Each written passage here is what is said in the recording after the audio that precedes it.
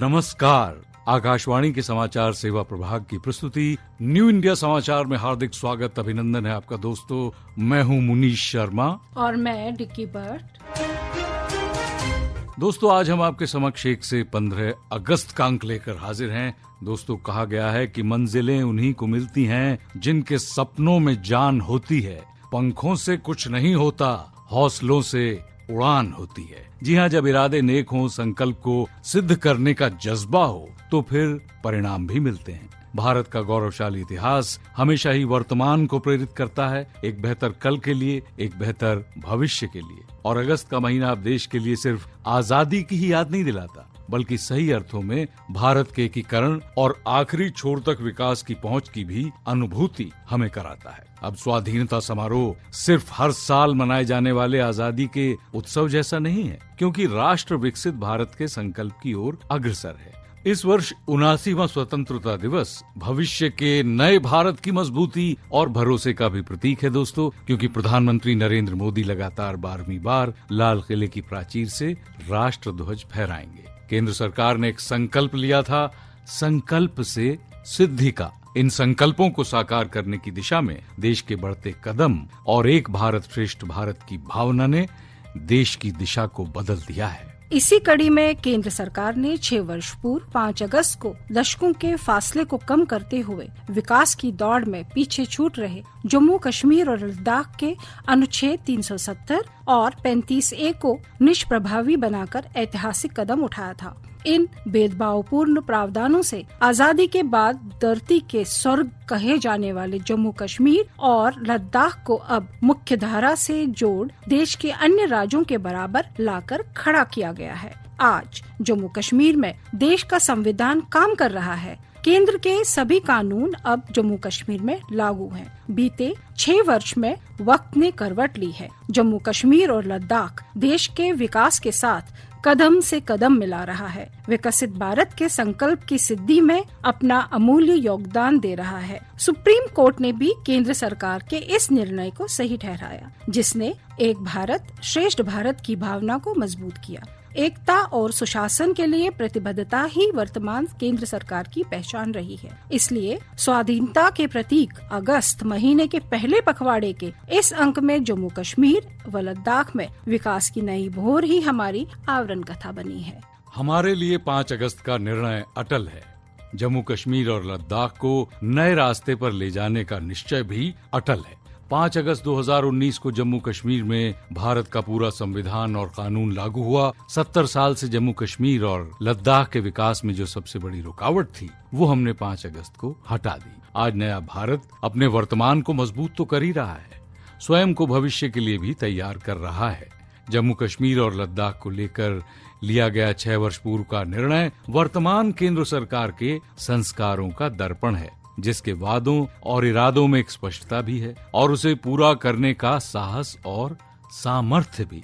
दशकों से चली आ रही जिस समस्या को सुलझाना कभी असंभव माना जाता था, उसे 5 अगस्त 2019 को राष्ट्र ने साकार करके अभूतपूर्व कदम उठाया। दरअसल जम्मू कश्मीर और लद्दाख सिर्फ एक राज्य या जमीन का टुकड़ा भर नहीं है। जम्मू कश्मीर और लद्दाख भारत का मस्तक है। वहाँ का समूचा जीवन, वहाँ का कण कण भारत की सोच को और भारत की शक्ति को मजबूत करता है। एक देश, एक विधान और एक निशान का सपना साकार हुआ है तो अनुच्छेद 370 के प्रावधानों के हटने के बाद जम्मू कश्मीर और लद्दाख विकसित होने के संकल्प की सिद्धि के मार्ग पर अग्रसर हैं। इस 5 अगस्त को देश के इतिहास में महत्वपूर्ण क्षण के 6 साल पूरे हो रहे हैं, जब भारतीय संसद ने अनुच्छेद 370 और 35A को निरस्त करने का फैसला लिया था। ये जम्मू कश्मीर और लद्दाख में प्रगति और समृद्धि के एक नए युग की शुरुआत थी। इसका मतलब था कि भारत के संविधान को इन जगहों पर अक्षरशः लागू किया जाएगा, जो महान संविधान निर्माताओं की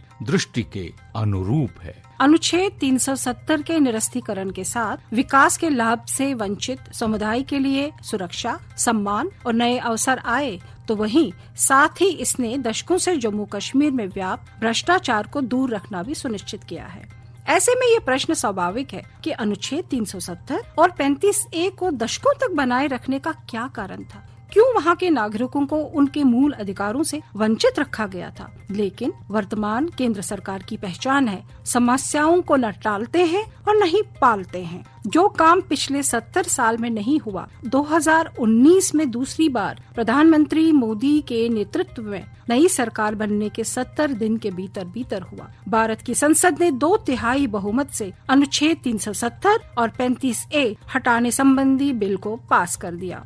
प्रधानमंत्री मोदी कहते हैं, इसका मतलब ये हुआ कि हर किसी के दिल में ये बात थी, लेकिन प्रारंभ कौन करे, आगे कौन आए, शायद उसी का इंतजार था और देशवासियों ने उन्हें ये काम दिया और उसे उन्होंने पूरा किया। आइए सुनते हैं इस बदलाव पर प्रधानमंत्री नरेंद्र मोदी के विचार। 7 दशक तक जम्मू एंड कश्मीर और लद्दाख उसे संविधान के अधिकारों से वंचित रखा गया।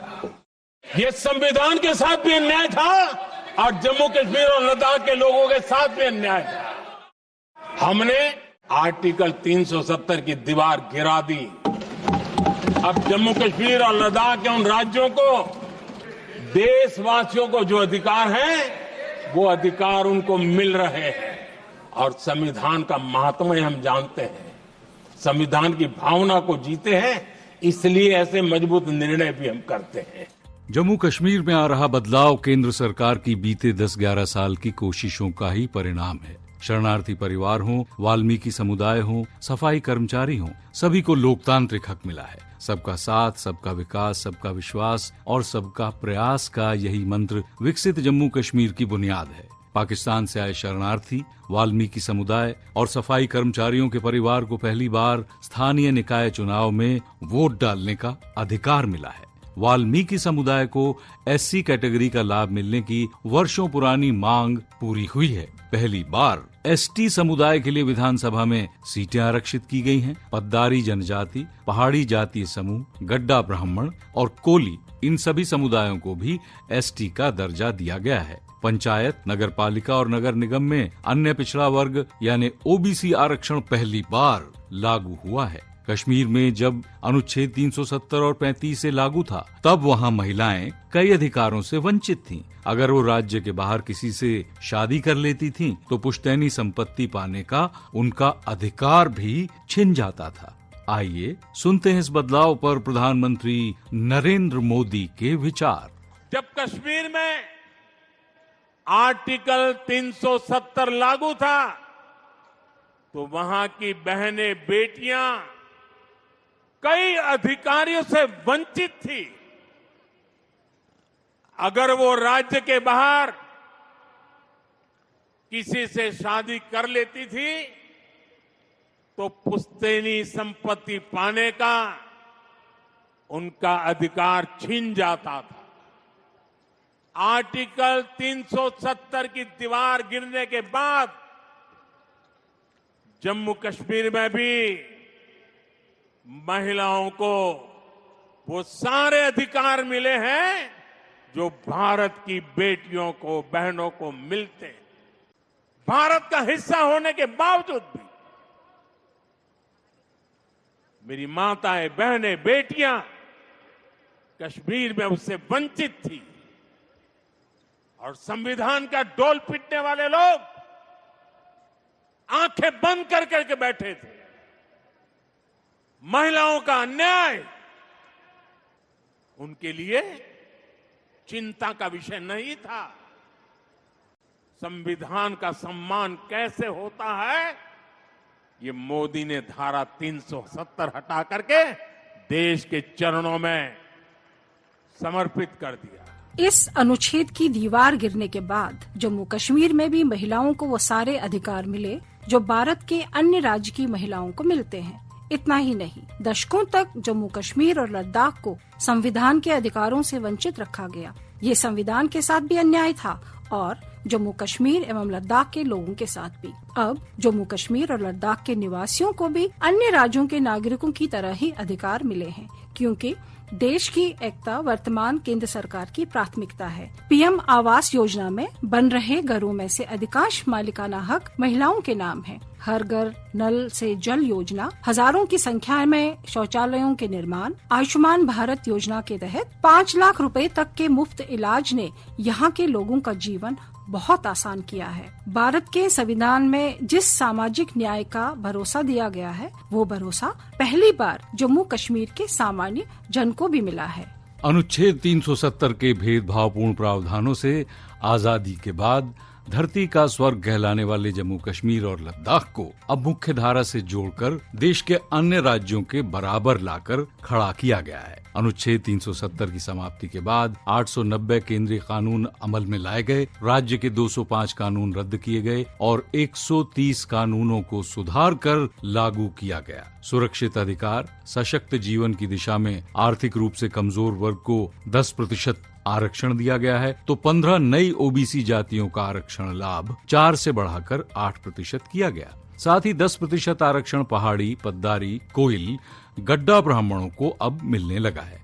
ऐसे में एक भारत श्रेष्ठ भारत की अवधारणा के साथ जम्मू कश्मीर लद्दाख के लोगों का विकास केंद्र सरकार की एक सर्वोच्च प्राथमिकता बन गया है। चाहे महिला सशक्तिकरण हो, युवाओं के लिए अवसरों की बात हो, अनुसूचित जाति जनजाति, पीड़ित, शोषित, वंचितों के कल्याण का लक्ष्य हो, या फिर लोगों के संवैधानिक और बुनियादी अधिकार हो, आम जन की भलाई के लिए सरकार हर संभव फैसले ले रही है। जनहित से जुड़े केंद्रीय कानूनों को दोनों केंद्र शासित प्रदेश में लागू किया गया है ताकि लोगों को इसका लाभ मिले और राज्य की प्रगति और तेज हो।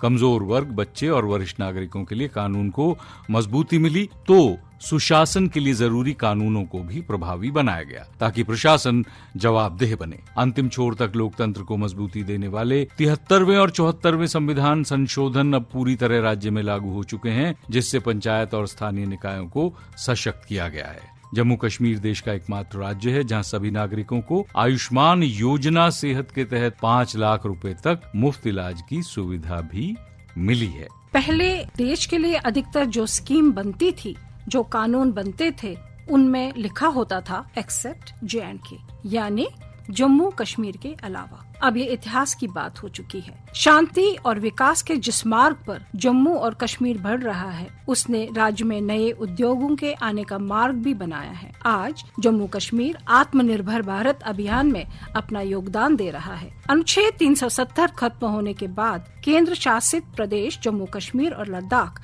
पहली बार राष्ट्र की मुख्य धारा में पूरी तरह से एकीकृत हुए। परिणाम स्वरूप भारत के संविधान में निहित सभी अधिकार और सभी केंद्रीय कानूनों के लाभ जो देश के अन्य नागरिकों को हासिल थे, अब जम्मू कश्मीर और लद्दाख के लोगों को भी मिल रहे हैं। श्रोताओं, समय की बाध्यता को ध्यान में रखते हुए आज इतना ही। दोस्तों, इस पाक्षिक पत्रिका की हर प्रति हमारी वेबसाइट पर उपलब्ध है, जिसका पता है newindiasamaachar.pib.gov.in, जहां आप सभी समाचारों को विस्तार से पढ़ सकते हैं और चाहें तो उन्हें डाउनलोड भी कर सकते हैं। जी हाँ, डिजिटल और प्रिंट में ये पत्रिका अब देश ही नहीं बल्कि विदेशों में भी अपनी एक अलग पहचान रखती है, जिसका एक्स हैंडल है NISPIB इंडिया। इसके अलावा आप हमें response-nis@pib.gov.in पर ईमेल के जरिए अपने सुझाव भी भेज सकते हैं। आपके सुझावों का रहता है दोस्तों हमें हमेशा बेताबी से इंतजार। मैं हूँ मुनीश शर्मा और मैं डिक्की बर्ड। दीजिए इजाजत। नमस्कार।